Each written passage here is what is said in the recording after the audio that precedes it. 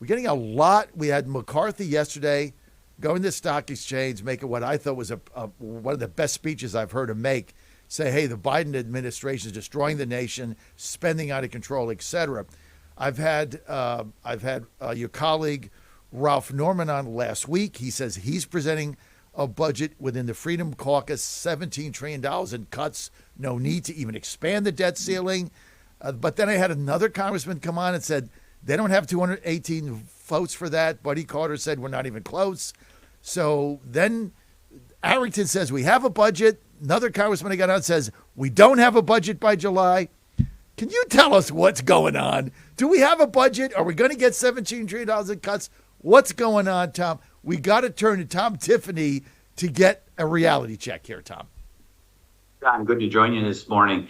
So what you can tell by all those comments is that things are pretty fluid at this point. And we had a good discussion, as you mentioned, Ralph Norman and those of us in the Freedom Caucus had a real good discussion last night about what's the best approach to take here. And so we've been really engaged with it along with other people. You know, the thing that I find most interesting, what I'm hearing through the conference is almost everybody has come around to that we need significant budget cuts.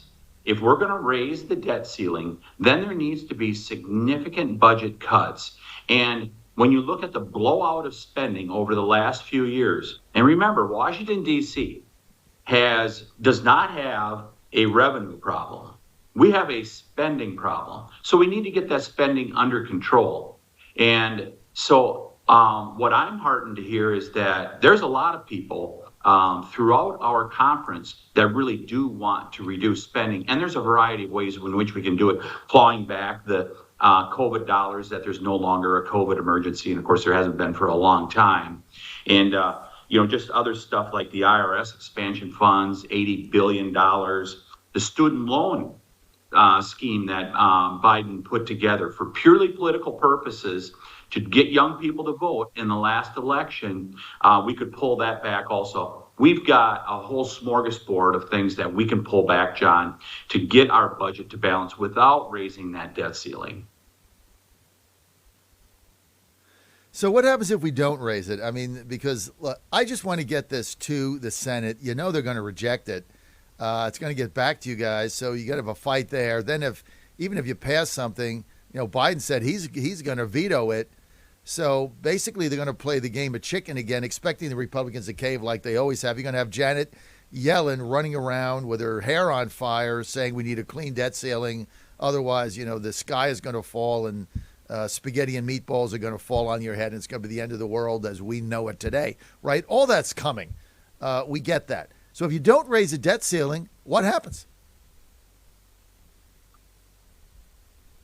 So, first of all, I think you end up with the debt ceiling going up a little bit, but it's just a question of how much.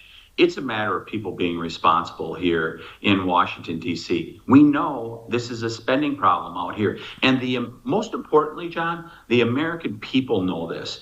And so as we go forward, as you mentioned Speaker McCarthy's speech yesterday, that we just need to talk to the American people and show them that we can responsibly manage this without having a spending blowout, and show them that, okay, if we are going to increase that debt limit, there has to be corresponding cuts that are going to reduce this out of control spending that we have. I mean, think about it, John. You see what's happening with interest rates at this point.